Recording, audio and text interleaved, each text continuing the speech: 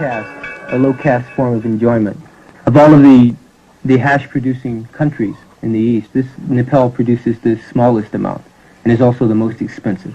And it's also least used by the local people. It's mostly export. How long have you lived in Nepal, Roger? We've been here 2 years. This will be the third monsoon, the third rainy season that's coming up now. What are you doing here to maintain yourself? In what respect?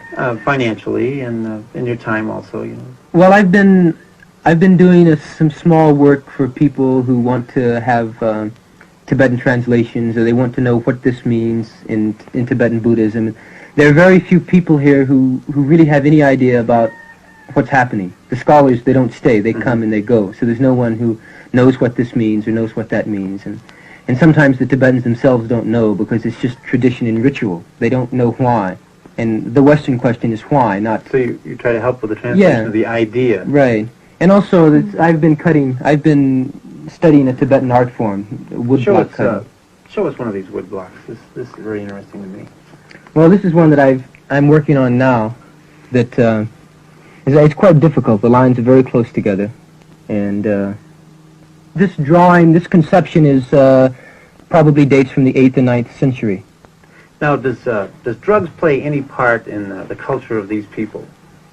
There's some traditional Hindu drugs. Sonam is one. Soma is one of them. Now, these are legal commodities in Nepal, correct? And you can buy them in a market. Now, are these graded in some way, classified in some way? How is it government control? What is it? I really don't think there's much government control in Nepal. In other hash-producing countries, it's pretty well regulated. But here, each farmer in the mountains, in the Jumla area, for instance, a farmer will grow a plot. You know, he'll grow his other products, and then he'll have an acre or so set aside, and he'll grow his ganja, and he'll make his hash. Who smokes ganja here? Does everybody smoke ganja? Very few people smoke it. Well, there's some people who don't like to smoke because it produces a state of disassociation, which is maybe disconcerting. Yeah. Well, this is the whole Buddhist and Hindu thing, is that you want to bring about this feeling of disassociation because what you associate with, the mundane, is unimportant. Do you smoke hash? Yeah. On occasion. I very rarely smoke it now, actually. In fact, I don't smoke much hash, actually. A little ganja from time to time. There must be some here someplace. What about what's a chillum? What exactly is a chillum? Well, you showed me a chillum pipe a while ago. I can show you a chillum. Now, those pipes are called chillums, and you smoke that hash in those pipes, right? Yeah, well, it's a little bit is heated and mixed in the hand with tobacco or with ganja. And a mixture is made up, and the sadhus, they get very particular about it. There's some that use water that's been soaked in tarragon leaves. What's a sadhu? A sadhu is the name of an Indian holy man, who's renounced the physical plane. And there's some sects of sadhus who, to the point of all is the same thing, they eat shit to prove that nothing is good and nothing is bad. This is one sect. Did you have a nice hot bath this morning? No, I haven't had a nice hot bath in 2 years. Just splashing hot water on me. I'm sure that's one of the little drawbacks to living in Nepal.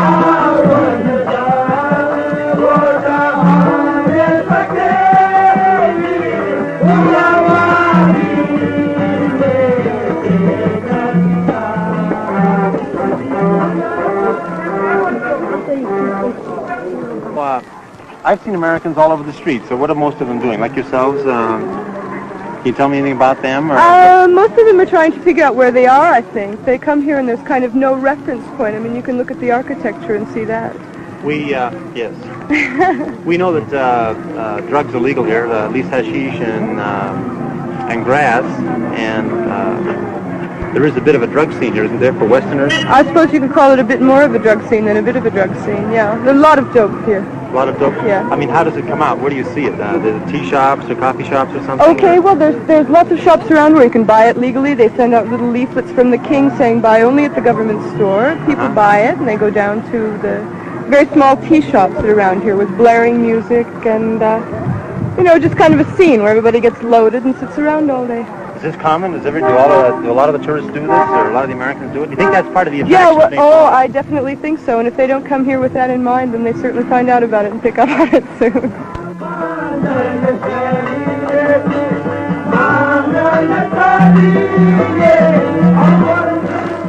Have you had a joint this morning yet? No, No, you going to have one this evening?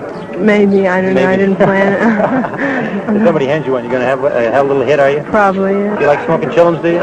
They're okay. Yeah. How do you find the grass? A little rugged, is it, or? I don't smoke grass. You don't, huh? Smoke hash? How do you find the hash? Some of it's good, some of it's not good. Not as good as Afghanistan. Everybody likes Afghani hash, huh? Yeah. Why? Is it stronger, or is it... It's better. Yeah, some of the hash is not so good. You want some peanuts? Yeah, I'll take one. Thank you. You looking for a super powerful hash? You get high. Just high, yeah. Well, like Are you I looking for smoked one? really good grass in Thailand, and even the hash doesn't compare with that sometimes, unless you get good I'll hash. tell you, and lots of Now, people... what's good? What do you say good? I mean, is it I going to mean, lay out really flat, high. or- No, you still want to be able to walk around. I mean, you want the strongest hash you can get? Is that good hash? I don't know what the What strongest happens, is what I can happens if you get. have shitty hash, right? And especially many people who've been traveling, who've been on the road, and, you smoke a lot of hash. You smoke every day, right? And you come across Afghanistan, and you have good hash here, and you go up to, Mazar, or you go... These are 2 pieces of charas, what we call hash. They roll it between their hands, the 2 hands, rubbing the 2 hands together, so they get these long finger-like pieces. And they join the finger-like pieces in these little watermelon or cucumber-shaped chunks. But this is a very, very strong Nepalese hash. How much does it cost? 500 per kilo, but 480 we selling, 480 rupees? Yeah, rupees, Nepalese rupees. What is that? And 6 rupees per tola. About $30. 30 Yeah, 30 or $35 maybe. American dollars a kilo. Yeah. Let's see. Is that very strong hash? Yeah, Very powerful? Yeah, this is very powerful. This is the marijuana. It's packed very, very densely in between leaves of corn. It looks like a very good quality marijuana. Awful lot of the resin in it. It's very dense, very thick, and heavy. It has a lot of weight. How much does that sell for? How much money? For tola 125 and per kilo 80 rupees. 4 kilos is 80 rupees. How much is that? About $3. Yeah. About $3. Yeah. Do many people use hash here, smoke hash, or? In Nepalese people? Yes. No. They don't use it. No. They drink? Some people use it. Yeah, drink. Many people drink, whiskey and brandy and beer also. Now, how many shops like this are there in Nepal? I mean, 4 shops. 4. Yeah. Are they all in Kathmandu? Yeah, Or all in yeah. Kathmandu. Now, is it a good business? Yeah. It's a good business. Yeah. I mean, the business makes money. Yeah, yeah. Are most of your customers foreigners or locals? No, foreigners. Foreigners. Yeah. So it's like a tourist business. Yeah. Now, does the government have any control on this? Is there a tax on it? Yeah, yeah. How much is the tax on a... Per year, we must pay 2,000 or 3,000. 2,000 or 3,000 Yeah. Per year. for a year? For the license. Yeah. Well, very interesting shop here. And thank you very much. Thank you, children. Thank you for behaving.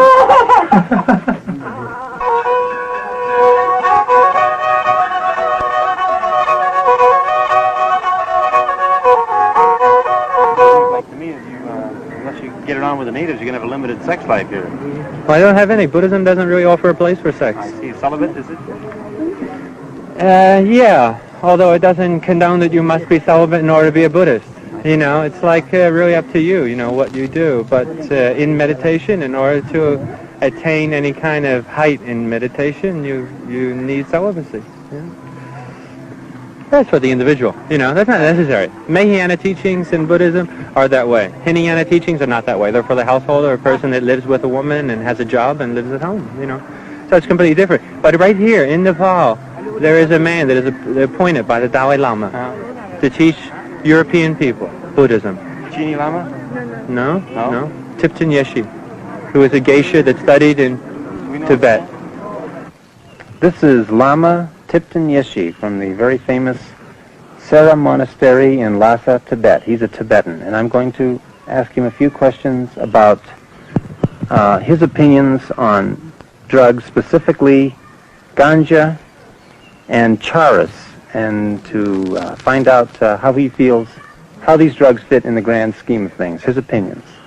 Thipten Yeshi, can you tell me how you feel about just drugs in general, what opinions you have on them? Okay.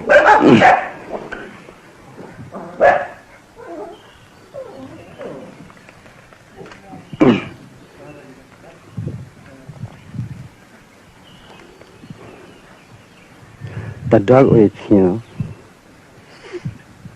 some people which is no idea about nature of mind, and which is wrong conception, having wrong conception, and physical and mental is identically same. Those people has sometimes helped by the taking external matter. But my opinion, drugs can't help to bring realization, higher consciousness.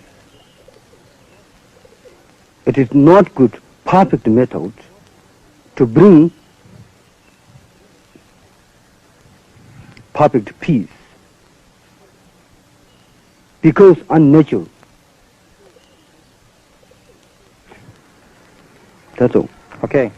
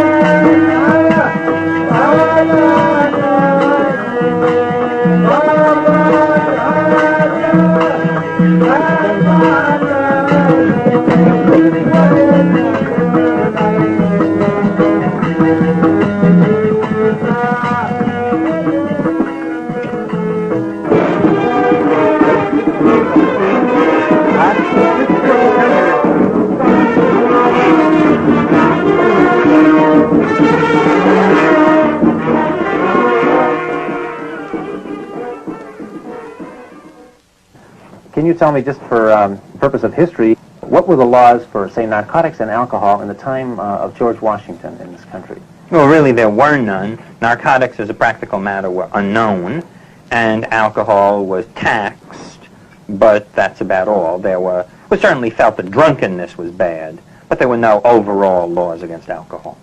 In the 1920s, the first marijuana laws were introduced, and basically, marijuana bore the same relation to the Mexicans as opium did to the Chinese and alcohol did to the Roman Catholics. The initial anti-marijuana stories were that marijuana were used by the Mexican Americans in Colorado, in Arizona, and New Mexico, and that under the influence of this drug, they committed terrible crimes, homicidal attacks, and generally became insane. And this was the original foundation for the marijuana laws, because it was felt that the drug caused crime and insanity. What do you know about the LaGuardia report? Well, after the federal law was passed in 1937, by which time about 30 states had already made marijuana criminal, there were many reports of the spread of the drug in New York, and in 1944, Mayor LaGuardia of New York appointed a blue ribbon commission to investigate this, and this was, the most prestigious commission the mayor of New York could call on. And they investigated marijuana, and they essentially said this is a mild intoxicant, it can hurt some people, but it is nothing to get very excited about. And, they refuted the idea of marijuana leads to heroin, they investigated its pharmacology and its social use, and I think on the whole turned up what most people today, I think, would consider quite a pro-marijuana report. The American Medical Association wrote an editorial bitterly attacking it and advising all doctors just to disregard it. It later turns out that the Federal Bureau of Narcotics had a certain influence in planting that editorial in the Journal of the American Medical Association. I think for a long time the federal government did all of the education in the marijuana area, and generations of state officials and narcotics officials know what they know about marijuana from the little mimeographed releases of the horror stories put out by the Bureau of Narcotics over 30 years, and the training courses of the Bureau of Narcotics and how terrible this stuff is. The law is a farce. It is ridiculous, and it is doing far more harm than good. What do you mean it's doing far more harm than good? Well, in just so many different ways. The most obvious way is it's turning a third of our young people in the country, and certainly in the state of California, but probably in the country, into criminals. And I think no society can last long that turns such a large proportion of its young people into criminals. Now, for instance, when I was growing up, I regarded the policeman as my friend, very simply because I wasn't doing anything seriously wrong, and he was protecting me from, other people. I can only say that a marijuana user today doesn't regard the policeman as his friend, and frankly is quite right, because if the policeman knows that he's using marijuana and catches him, he's going to go to jail. But that's one reason. Another reason why the marijuana laws are doing terrible harm is what we've done is we've managed to give a monopoly of a very popular product to the drug culture, the people who sell much more dangerous drugs than marijuana. The marijuana laws prevent any sensible kind of drug education. Now, everybody knows that drug education is the only stable solution in this area. The bureaus of narcotics admit it. But what they don't understand is that as long as marijuana is treated so grossly differently from alcohol, you cannot educate young people about really dangerous drugs, because this is what happens. The drug educator goes into the classroom. He tells the students about the dangers of LSD, amphetamines, heroin, and he does his best not to mention marijuana. He does that for a very good reason. But sooner or later he gets asked about marijuana, and then he is in a very difficult situation. He can either say marijuana is no worse over the population as a whole in terms of physical and mental health than is alcohol, that marijuana is no more dangerous than alcohol.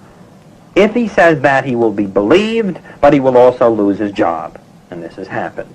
And not only that, even if he doesn't lose his job, he will then be inveigled into an effort to defend the marijuana laws, which is just absolutely impossible. In other words, the lack of credibility in drug education caused by the marijuana laws compromises the entire task of training young people to watch out for their own health in the drug area. Do you feel that marijuana is going to become legalized in the United States? Oh, yes, I think it is. I just don't think we can continue to bear the enormous cost that the laws are imposing, and sooner or later the public is going to wake up to this. I think they've already begun to wake up to it, and when they do, we're going to repeal marijuana prohibition just the way we repealed alcohol prohibition.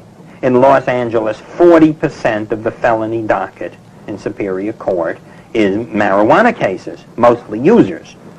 So it just doesn't make any sense in terms of a sensible allocation of resources. So people are now beginning to look at the justifications for some of these non-victim crimes. I'm certainly not one who's willing to say that all non-victim crimes are bad. I merely say that you've got to look at them carefully, and the one which is clearest to me in terms of doing the most harm in our society are the marijuana laws. Well, thank you very much, Mr. Kaplan. Okay? It's been a pleasure talking. Thank you very much. Okay, now where are the girls?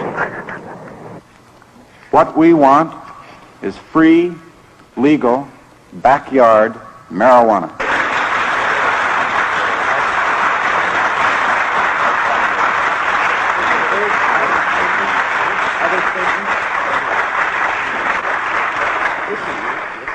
Well, it's very nice of you to have brought your own cheering section, and I'm sure that they've had a nice emotional bath with that applause.